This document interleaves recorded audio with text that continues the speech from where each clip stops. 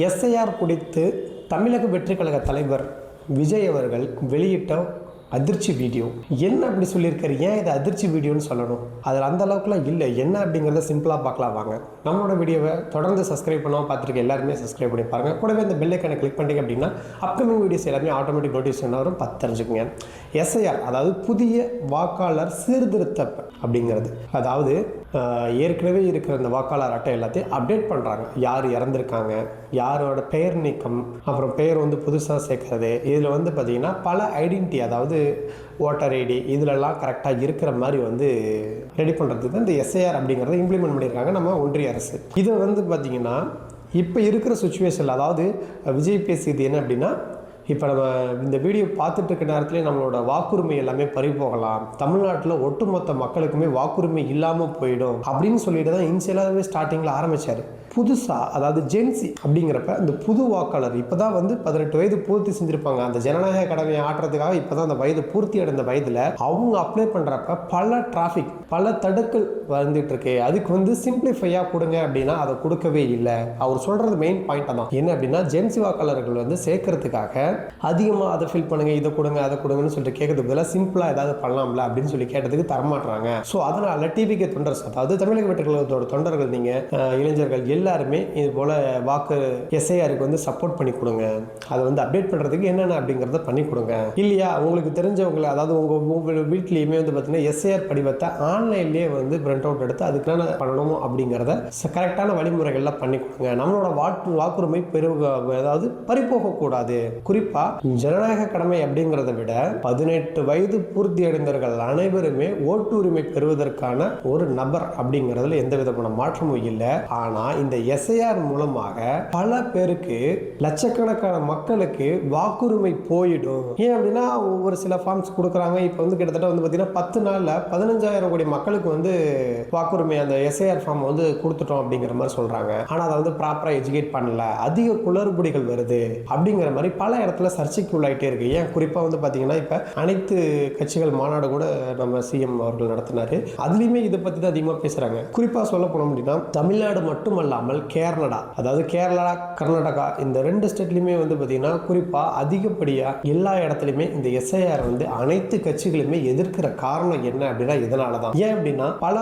மக்களுக்கு வாக்குரிமை போயிடுச்சு அப்படின்னா அவங்களால எப்படி ஆட்சி அமைக்க முடியும்? அது ஒன்று. அதில் அரசியல் உள்நோக்கம் இருக்கு. அந்த அளவுக்கு டீட்டெயில் போதவில்லை. இருந்தாலும் எஸ்ஐஆர் அப்படிங்கிறது ஒரு விதத்தில் கரெக்டான முடிவாக இருந்தாலும் ஒரு விதத்தில் எல்லாருக்குமே தப்பாக இருக்கு. தப்பாக இருக்கு மீன்ஸ் வந்து பார்த்தீங்கன்னா நம்மளோட ஜனநாயக கடமையை முடிக்க முடியாமல் போயிடுமோ அப்படிங்கிற ஒரு கேள்விக்குறியை வந்து உருவாக்கி இருக்கு அப்படின்னு தான் சொல்லணும். இதை எதிர்த்து விஜய் மட்டுமல்லாமல், அதாவது தமிழக வெற்றி கழக விஜய் மட்டுமல்லாமல் என்டிகே, நாம் தமிழர் கட்சி ஒருங்கிணைப்பாளர்கள் மற்றும் டிஎம்கே, ஏடிஎம்கே, பிஜேபி தான் கொண்டு வந்து, ஸோ அதனால் அவங்க பண்ணல. அப்படிங்கிறப்ப ஏடிஎம்கே வந்து பார்த்தீங்கன்னா இது வந்து வரவேற்கத்தக்கது அப்படின்னு தான் சொல்லியிருக்காங்க, தவிர அவங்க அந்த அளவுக்கு எதிர்ப்பு வந்து காட்டல.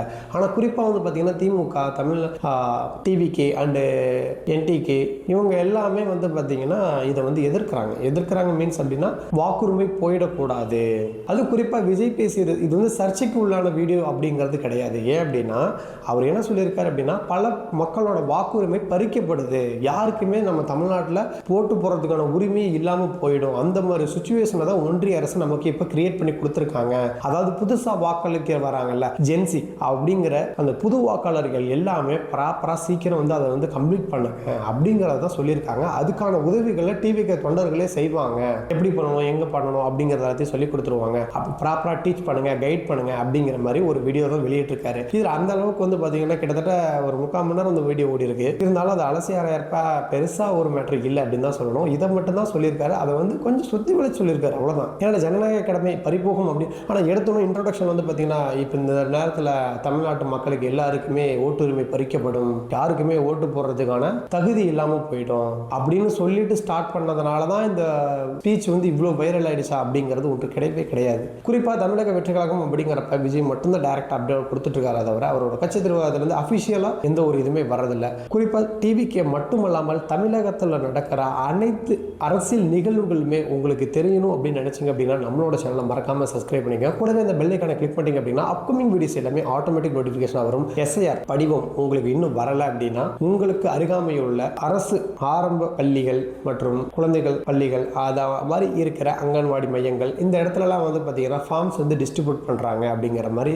அரசியல் வட்டாரத்துலேருந்து சொல்லிட்டு இருக்காங்க. ஸோ அதனால் SIR ஃபார்மை வந்து கரெக்டாக வாங்கி அதில் என்ன கேட்டிருக்காங்க, என்ன கொடுக்கணும் அப்படிங்கிறத கரெக்டாக தெளிவாக படிவத்தை வந்து ஃபில் பண்ணி கொடுத்தால் மட்டுமே இந்த டைம் வந்து நமக்கு ஓட்டு உரிமை அப்படிங்கிறது கம்ப்ளீட் ஆகும். ஏன் அப்படின்னா பழைய ஓட்டர் ஐடி லிஸ்ட் எல்லாமே எடுத்து பார்க்குறாங்க. பழைய பதிவெண், புதிய பதிவெண், பதிவீட்டு எண் எங்கே இருக்கு, உங்களோட கணவர் யார், உங்களோட குழந்தை யார், உங்களோட டேட் ஆஃப் பர்த் என்ன, ஆதார் கார்டில் டேட் ஆஃப் பர்த் என்ன இருக்குது, இதில் என்ன இருக்குது அப்படிங்கிற மாதிரி பல கொஸ்டின்ஸ் வந்து அதில் இருக்குது. ஸோ அதனால் அங்கே ஃபார்ம்ஸ் கொடுக்குறாங்கல்ல அரசியல், அதாவது தேர்தல் ஆணையத்தில் அந்த ஃபார்ம் கொடுக்குற அதிகாரிகள்கிட்ட கேட்டு தெரிஞ்சு பண்ணிக்கங்க. குறிப்பாக வந்து பார்த்தீங்கன்னா எல்லார் வீட்லேயுமே 2 ஃபோட்டோ வச்சுக்கோங்க. ஏன் அப்படின்னா அதில் ஒரு ஃபோட்டோ ஓட்டின காப்பி SIR அவங்க அந்த டீமுக்கும் ஒரு காப்பி உங்கள்கிட்டையுமே இருக்கும் அப்படிங்கிற மாதிரி தான் சொல்லியிருக்காங்க. எல்லாத்துலேயுமே 2 ஃபார்ம் தான் கொடுத்துட்ருக்காங்க. அது எப்படி கரெக்டான வழிமுறைகளை பின்பற்றணும் அப்படிங்கிறத இந்த அங்கன்வாடி மையங்கள் மற்றும் அரசு அதிக இடத்துல வந்து ஆட்களை வந்து நியமிச்சிருக்காங்க. ஸோ அதனால் அவங்கள்ட்ட கேட்டு இது பண்ணிக்கங்க. இல்லை உங்கள் வீட்டில் யாருமே ஃபுல் பண்ணியிருக்காங்க, சக்ஸஸ்ஃபுல்லாக முடிஞ்சிருக்கு அப்படின்னா அவங்கள்ட்ட கேட்டு தெரிஞ்சுக்கலாம். ஆன்லைன்லேயே அப்லோட் பண்ணிக்கலாம். ஓகேங்களா, அதனால் பிரச்சனை இல்லை. ஆன்லைன்லேயே விண்ணப்பத்தை படிவத்தை நம்ம டவுன்லோட் பண்ணி அதில் என்ன வழிமுறைகளை கொடுத்துருக்காங்களோ அதை கரெக்டாக ஃபில் பண்ணி அனுப்பணும். அப்படின்னா இந்த SIR அப்படிங்கிறது பெரிய அளவுக்கு ஒன்றும் இல்லை. ஏன் அப்படின்னா அவங்க வந்து என்ன SIR ஒன்றிய அரசோட நோக்கம் என்ன அப்படின்னா இறந்தவர்கள் ஓட்டை இன்னும் பயன்படுத்துகிறாங்க. அதாவது ஒரே இடத்துல, அதாவது ஒரு ஐடென்டிட்டி ஆனால் 2 இடத்துல வந்து ஓட்டு போடுறாங்க. சொந்த ஊரில் ஒன்று, வேலை செய்கிற இடத்துல ஒன்று அப்படின்னு சொல்லிட்டு 2 இடத்துல வாக்குரிமை வந்து அவருக்கு வந்து அளிக்கப்படுது.